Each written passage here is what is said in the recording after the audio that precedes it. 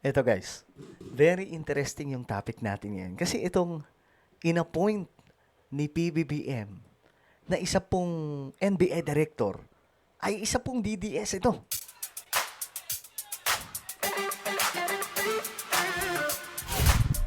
So, sobrang interesting to, mga kababayan, mga solid sangkay, kaya pag-usapan po natin. Anyway, bago tayo magtuloy-tuloy, sa mga hindi pa po dyan nakakapag-subscribe, makikita nyo po yung subscribe button sa baba ng video na to. I-click nyo lamang po yung subscribe, i-click ang bell, at i-click nyo po yung all. Sa mga nanonood naman po sa Facebook, i-follow nyo po yung ating Facebook page. Okay, diretso po tayo. Eto po, dating membro ng gabinet ito ni PRRD. Itong bagong NBI director na si Attorney Matibag. Actually, marami pong nagulat. Kahit po yung NBI, nagulat sila sa assignment ng bagong NBI director. At naalala nyo mga sangkay, meron naman talagang pinaka OIC ba tawag doon na director. Nakapagtataka, bakit bigla pong sinibak? Diba? Pag-usapan po natin yan mga sangkay. Eto na, tingnan natin. Itinalaga ni Pangulong Bongbong Marcos na naging hepe ng NBI ang dating cabinet secretary ni dating Pangulong Rodrigo Duterte na si Attorney Melvin Matibag. Yun. Nakatutok si Ivan Mayrina. Pati mga DDS nagulat na ito. Magkakaroon po ba ng pagbabago sa liderato ng NBI? Yes. Sino po ang itatalaga? Attorney Melvin Matibag. Ayun na. Balik gobyerno ang bagong talagang hepe ng National Bureau of Investigation na si Attorney Melvin Matibag. Pero hindi siya dating bahagi ng Marcos administration, kundi cabinet secretary ni dating Pangulong Rodrigo Duterte. Naging Secretary General pa siya ng partido ni Duterte na PDP Laban mula 2021, pero nagbitiw noong 2023. 2023 nagbitiw siya. Nitong 2024, naghain si Matibag ng disbarment case sa Korte Suprema laban kay dating presidential spokesman Attorney Harry Roque. Dahil yan sa mga mapanira umanong social media posts, kabilang ang binansagang pulveron video na kalaunay napatunayang deepfake ayon sa NBI. Alam nyo guys, itong si Matibag, ito pa ang matindi na ano ha. Itong si Matibag, galit pala talaga ito sa mga fake news. Galit na galit daw po sa mga fake news. Kaya naman, ang pagkakatalaga niya dito bilang NBI chief, naninilikado po yung mga DDS influencer dito. Kasi baka durugin sila. Kasi, kita nyo, nung nilabas sila Roque, itong patungkol kay PBBM, na gumagamit daw, sumisinghot daw mga sangkay. Ang ginawa po niya, wala pa po siya sa gobyerno, diba? Ang ginawa po niya, anak ng tokwa, sinampahan ng disbarment case itong si Roque. Video na kalaunay napatunayang deepfake ayon sa NBI. Bagong anunsyo ay isa rin si Matibag sa mga pinagpiliang pumalit na magretiro si Ombudsman Samuel Martires. Tugon ng palasyo nang tanungin kung may kahulugan ng pagtalaga sa isang dating kaalyado ng dating Pangulo. Okay. Prerogative po ng Pangulo. Una, masasabi natin bakit niya in-appoint or i-appoint. Nandun po yung tiwala. Correct. Nakitaan po niya ang si Attorney Melvin Matibag ng maaaring pagtiwalaan.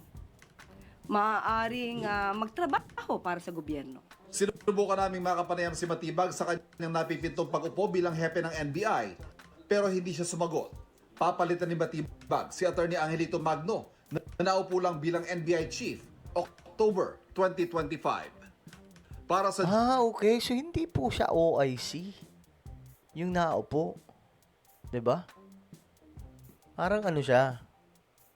Okay. Naging director pala talaga siya na legit. So, sinibak. So, ngayon, eto. May mga komentaryo tungkol dyan. Pakinggan po natin. Tiyak na susuportahan daw ng NBI ang bagong talagang liderato na si Attorney Melvin Matibag. Nagpasalamat naman ang ahensya kay outgoing Chief Angelito Magno. Narito ang agenda report ni Andrea Salve.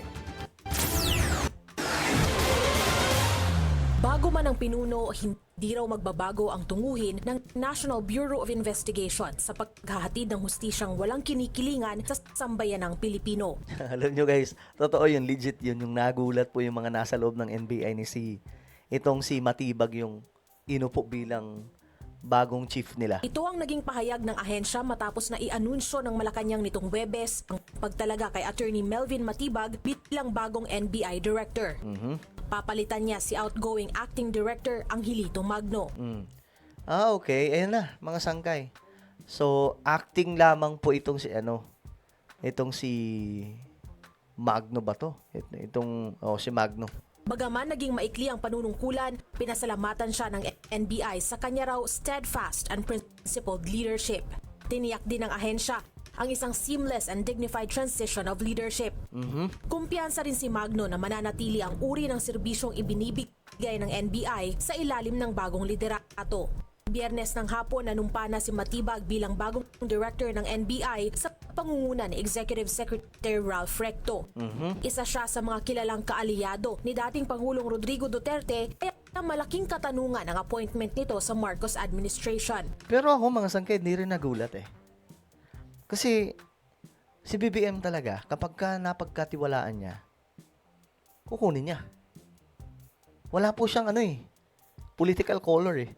Kaya nga yung mga DDS, 'di ba? Galit sila kay BBM kasi nga yung pinagkukuha daw ni BBM, yung may mga dilaw daw po na inupo sa kanyang gabinete. Ayaw nila nun.